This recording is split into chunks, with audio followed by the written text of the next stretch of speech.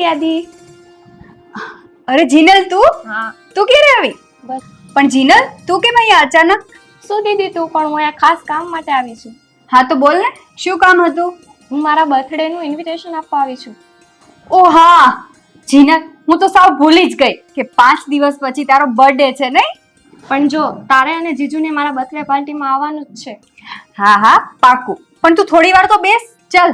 અરે દીદી મારે બેસવું નથી, હજી મારે મારા ફ્રેન્ડ્સને ઇન્વિટેશન કાર્ડ પણ આપવાનું છે. સારું, ઠીક છે. છોકરી છે ને ગમે ત્યારે જલ્દી જલ્દીમાં જ આવે.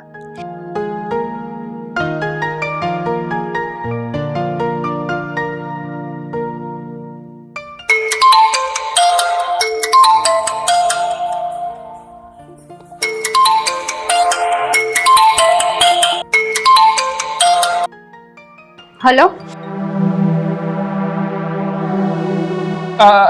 એક મિનિટ. હા હું ફોન કરું છું તમને. અરે તારી હિંમત કેવી રીતે થઈ? મને પૂછ્યા વગર મારા મોબાઈલને હાથ લગાવવાની? કેમ દેવા, તમે આવું બોલો છો? હું તમારી પત્ની છું, મારો હક નથી તમારી વસ્તુને હાથ લગાવવાનો. પત્ની છે ને તો પત્ની બનીને રહેતા શીખ, માલકીન બનીને નહીં. હા, અને મારી વસ્તુને કે મારા ફોનને કોઈ હાથ લગાવે ને એ મને બિલકુલ પસંદ નથી, એટલે નહીં લગાવવાનો હાથ. સમજી ગઈ ને તું? તમે કેમ મારી સાથે આવું વર્તન કરો છો? મારાથી એવી શું ભૂલ થઈ ગઈ છે? હું માનું છું કે તું આ ઘરની વહુ છે, મારી પત્ની છે, પણ આ ઘરમાં તને રહેવાની જે મેં સીમા આપી છે ને એમાં સીમિત થઈને રહેજે. એ સીમાને ફેલાવવાની કોશિશ નહીં કરવાની. હા, અને તારી હિંમત કેવી રીતે થઈ મારો ફોન ઉચકીને આ રીતે વાત કરવાની? હું તમારી વસ્તુ ચેક નથી કરતી. આ તો તમારો ફોન વાગી રહ્યો હતો અને મેં જોયું કે તમે કામમાં હતા, એટલે મેં ફોન ઉપાડ્યો. તને શું કીધું મેં હમણાં? હા, તને સમજાણું નહીં? તારે મારી સામે ખોટી દલીલો નહીં કરવાની. હું જેમ કહું ને એમ જ કરવાનું. તમે એમ કેમ કહો છો કે મારે આ ઘરમાં મર્યાદામાં રહેવાનું? શું હવે આ ઘરમાં મારી મર્યાદા પણ નક્કી કરવામાં આવશે? કેમ, હું આ ઘરની સભ્ય નથી? દર વખતે મારે તમારા કહ્યા પ્રમાણે જ રહેવાનું? આ ઘરમાં તારે હું જેમ કહું ને એમ જ રહેવાનું છે. હું આ ઘરની વહુ છું. શું મેં તમારી પત્ની બનીને મેં મારી આઝાદી ખોઈ દીધી છે? હા, એમ જ સમજજે. મારી સામે બોલવાની કોશિશ નહીં કરવાની.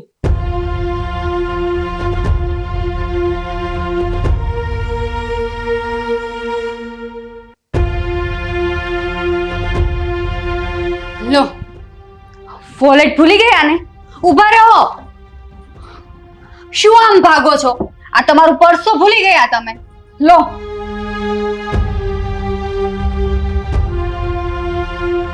આમાં તમે એમ કહો છો કે તારે મારી વસ્તુને હાથ નહીં લગાવવાનો, તો હું તમારી વસ્તુને હાથ લગાવ્યા વગર કેમ તમને આપું?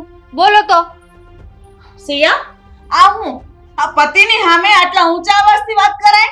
હા, વિદાય વેળે તારા મા બાપે તને શીખવાડ્યું નથી કે સાસરિયામાં કેવી રીતના વર્તન કરાય? જવા દો ને મમ્મી. આના મા બાપે આને શું શીખવાડ્યું હોય એનાથી મને કોઈ ફાયદો નથી. મમ્મી, શું તમે પણ તમારા દીકરાનો પક્ષ લઈને તમે મારો જ વાંક કાઢો છો?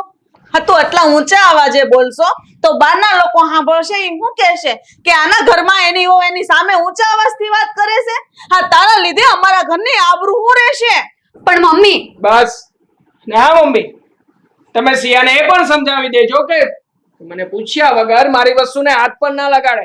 કેમ બેટા દેવાંગ, આ સિયા તારી કઈ વસ્તુને હાથ લગાડે છે? જુઓ ને મમ્મી, આ ઘરમાં રહીને હંમેશા મારી જાસૂસી જ કર્યા કરે છે. મને નહોતી ખબર કે હું આ ઘરમાં પત્નીના રૂપમાં જાસૂસ લાવી રહ્યો છું.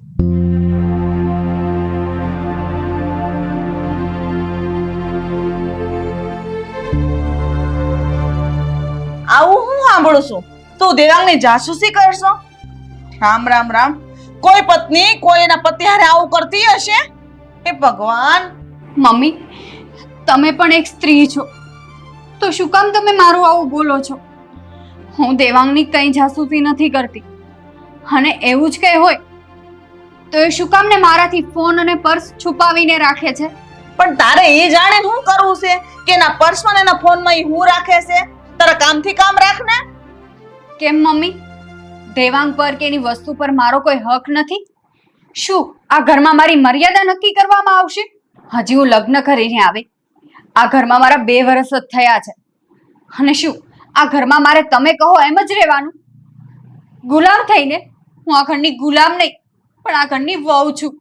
વહુ તો શો, તું 2 વર્ષથી આ ઘરમાં સાસરે આવી છો તો તને એટલો વિચાર આવ્યો છે? તું હજી સુધી આ ઘરને એક વારિસ નથી આપી શકતી. મમ્મી, હવે સંતાન નથી થતું એમાં મારો વાંક કાઢશો? તમારા દીકરાને જ આ પરિવાર આગળ નથી વધારવો, એમાં મારો શું વાંક? આના માટે તું મારા દીકરાને જવાબદાર માનશો? એક પત્નીના હાથમાં હોય છે કે એના પતિને એને કેવી રીતે રાખવો. નક્કી તારામાં જ કઈક ખોટ હશે, એટલે જ આ પરિવાર આગળ નથી વધતો. મમ્મી, તમને સમજાવવા ને એ પથ્થર સામે માથું ફોડ્યા જેવું છે. તમે ક્યારેય નહીં સમજો. તમે તમારા દીકરાની જ સાઈડ લેશો હંમેશા, મારી ક્યારેય નહીં લ્યો. તમે બસ ખાલી તમારા દીકરાને જ સમજો છો, મને ક્યારેય નહીં સમજી શકો.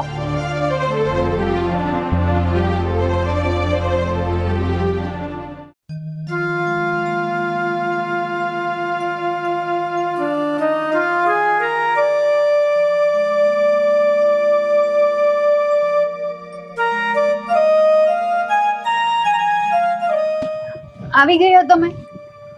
કેમ તમારે આવવામાં મોડું થઈ ગયું? આમ જુઓ, રાતના 11 વાગી ગયા છે. તમને ભૂખ લાગી હશે, તમે ફ્રેશ થઈ જાઓ, હું તમારું જમવાનું કાઢી દઉં. મારે નથી જમવું. જો મને માથું બહુ દુખે છે અને થાક પણ બહુ લાગ્યો છે, મને આરામ કરવા દે. હા, કેમ તમને ભૂખ નથી લાગી? તમને ખબર છે મેં આજે તમારું ફેવરિટ ચાઇનીઝ બનાવ્યું છે. મેં તને એક વાર કીધું, તને સમજાતું નથી? મારે નથી જમવું. સોરી, હવે નહીં બોલું. તમને માથું દુખે છે ને, સુઈ જાવ અહીંયા, હું માથું દબાવી આપું. કોઈ જરૂર નથી. તારે છે ને મારી સાથે મગજમારી નહીં કરવાની. તું સુઈ જા અહીંયા શાંતિથી. પણ એક મિનિટ, તમે શું કામ ને મારાથી દૂર દૂર રહો છો? તમને મારાથી લગાવ નહોતો તો શું કામ મારી સાથે લગ્ન કર્યા? મને નથી ખબર, પણ મને હવે તારી સાથે કોઈ જ રસ નથી. હું કેટલા સમયથી વિચારતી હતી કે આપણા સંબંધને થોડોક સમય આપું અને આપણો સંબંધ સુધરી જાય, પણ હવે મને એવું નથી લાગતું કે એનો કોઈ ફાયદો હોઈ શકે. મારે સવારે ઓફિસે જવાનું છે, મોડું થઈ ગયું છે, અને તું પણ શાંતિથી સુઈ જા ને હું પણ શાંતિથી સુઈ જાઉં. હા, ગુડ નાઇટ.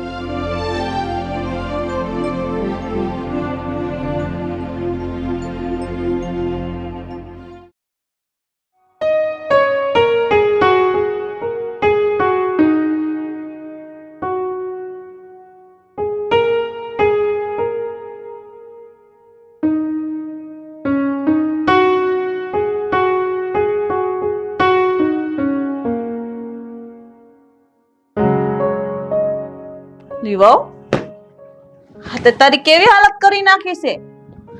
હા વિખરાયેલા વાળ, હા તારા કપડા તો જો કેટલા મેલા છે. જાણે એમ લાગે છે કે તું હજી ઉઠી જ હોય. અરે મમ્મી, હું આ ઘરની સાફ સફાઈ કરું છું. તો આખા ઘરની સાફ સફાઈ કરશો એ તો વાત બરાબર છે, પણ તે મને પૂછ્યા વગર મારા કબાટની સાવીની જગ્યા કેમ ફેરવી નાખી? મમ્મી, એમાં ચિંતા ન કરો. આ ઘરની સાફ સફાઈ કરતી હતી ને તો કઈક મુકાઈ ગઈ હશે બીજી જગ્યાએ. સ્ત્રીને એના પતિના દિલમાં ઉતરવા માટે આ સાફ સફાઈ કે હારા પકવાન બનાવવાની જરૂર નથી પડતી, પણ પોતાની જાતને લાયક બનાવવી પડે છે. તો તને જોઈને મને સારું નથી લાગતું તો તારા પતિને તું કેવી રીતે સારી લાગી? મને તો એ નથી સમજાતું કે આ ઘરમાં મારી જગ્યા શું છે. જ્યારે હું પોતાની જાતને સમય આપું છું ત્યારે તમે એમ કહો છો કે તું તારી ફરજ નથી નિભાવતી, અને જ્યારે હું વહુની ફરજ નિભાવું છું ત્યારે મારો પતિ મારાથી દૂર રહે છે. એ માટે પણ મને જવાબદાર ગણવામાં આવે છે. આ જ સવાલ ક્યારે પુરુષોને કેમ પૂછવામાં નથી આવતો? મને કોઈ જણાવશો કે આખરે આ ઘરમાં મારી જગ્યા કે મારી મર્યાદા શું છે? મેં આમાં હું ખોટું કીધું? વહુને વહુ તરીકે જ ઘરમાં રહેવું પડે ને પત્નીને હંમેશા એની ફરજ નિભાવવી જ પડે છે. મમ્મી, હું એક વહુ અને એક પત્નીની બધી જ ફરજ નિભાવું છું, તો પણ તમને મારામાં જ ખામીઓ દેખાય છે.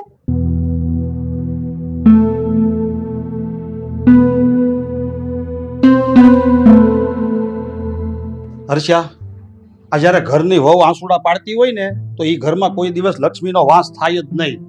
જ્યારે આપણે જ તે આપણી વહુને ઘરમાં ખુશ નથી રાખી શકતા તો એનો શું ફાયદો? હું ઘરમાં કોઈ પણ તકલીફ હોય તો એની જવાબદાર વહુ જ ગણાય છે. હવે વહુની જ જગ્યાએ જો તારી જ દીકરી હોત અને જમાઈ એની સાથે આવું વર્તન કરતા હોત તો તું હું તારી દીકરીને આવા બધા સવાલ કરત? પણ હું શું કરવાનું મારી દીકરી પર સવાલો ઉઠાવું? તો પછી તું અહીંયા તારા વહુની ઉપર હું કામ એટલા બધા સવાલ ઉઠાવશો? કેમ તું તારા દીકરા ઉપર સવાલ નથી ઉઠાવતી? કેમ તું એને નથી પૂછતી કે લગ્નના શરૂઆતના દિવસોમાં તો બધું સારું હતું અને છેલ્લા 6 મહિનામાં એવું તો શું થઈ ગયું કે બંને એટલા દૂર દૂર રહે છે? તમે હવે સિયાનો પક્ષ લેવા માંડ્યા? તમે જ આપણા દીકરાની ખામીઓ કાઢો છો. સિયાને ખબર છે કે દેવાંગને શું પસંદ છે ને શું નથી, છતાં એની વિરુદ્ધ ઈ કામ કરે છે અને એની જાસૂસી પણ કરે છે. હું ઘરમાં જ રહું છું અને હું બધું જોવ જ છું. મને બધી ખબર પડે છે કે કોનો વાંક છે. વાંક બધો આપણા દીકરાનો જ છે, છતાંય તું આપણા દીકરાને કાંઈ નથી કહેતી અને વહુની વાહે હાથ ધોઈને પડી ગઈ છો. હવે વાંક તો વહુનો છે. તમને વહુનો વાંક જ દેખાતો નથી, પછી મારે બીજું હું તમને કેવું?